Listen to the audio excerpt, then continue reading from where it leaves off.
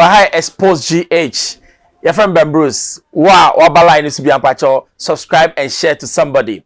Assembia enam entintan so na pesa me ho. Ye nyina kaya papa Lilwin. Okoka mata ankuma sema chale eye huhuja. Na asem no na ye hu se na ekwa yesi defamation say. And then make sure what is even defamation, what is even slander. Ya beko ni nyina mu. No mko court no eye ya bonkro sa no. Lilwin ama but he was represented by somebody.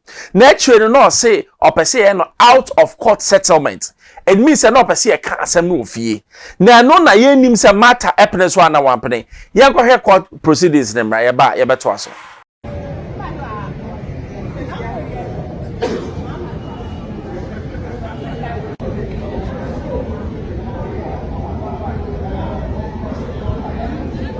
This guy went too far. Meanwhile, he's never met me before. As a matter of fact, I go into details, sir. I have been good to him before when he has never met me before. First of all, Kwajo, we a star, but no tipeni matankuma in this industry. Only Kwajo Nkansah Lilwin, wako saman wakoti. Waba, ema mwenye antiasiese oki asem no munyim fan kofi na monko kane fi asem. Efi anobia da sorry ya. Ghana Web se wamoni wenya exclusive interview. Omoni we di nkomo.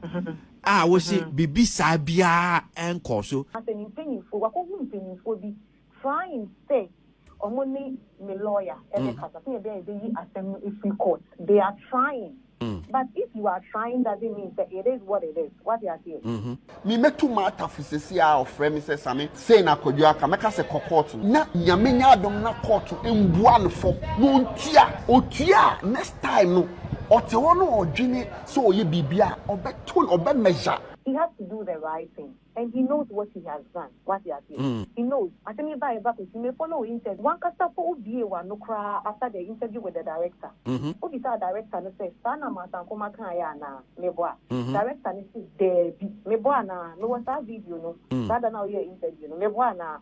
The director said, that's not what he said. That's what the conversation I had with him. Yeah. And one say, I think the guy has gone too far. He's done a lot of harm, a lot of damage to my image. Oh, she said, remorseful, and I watch him and do say, I fear I do baby more dang. I fear now the patch. See him, and as some matter kind, me a kumasi near me Jimmy would me Jimmy says me buta, me a proud. The matter has not said anything against us. I have not wronged this guy in any way. As a matter of fact, this guy has never met me before. He's not even called me for any project. The fact that he's even lying to people, that he's come to court, or that court 2 times, was sorting me out. Any idiot can go to court and all that. And yet then, he said a lot of ill things about me. And yes, we are Christian. You just have to forgive. It's very difficult. But the right thing has to be done. I brought a friend, James Abuaje. James said they should solve this issue. According to a bono fair Kojo catches a munim free. Medicheku be track Kojompua. Why would you do that? JT may be Kasa and say.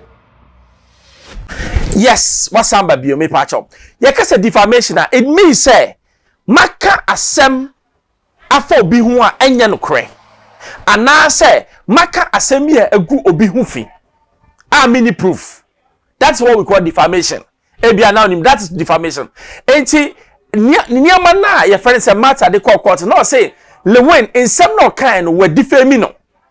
It means say we gu ni hu fi. Sana na tie. Sana na nsem nyate na ye kwa ba you say nsem na bi o ha ye ka wo obi a hu say da bi nsem we ma twe break no man komachi a ebedi abobe. Em say beginning no na Lilwin feel say ye di agro. It you start you can go to anywhere you can send obi can say any idiot can go to court no.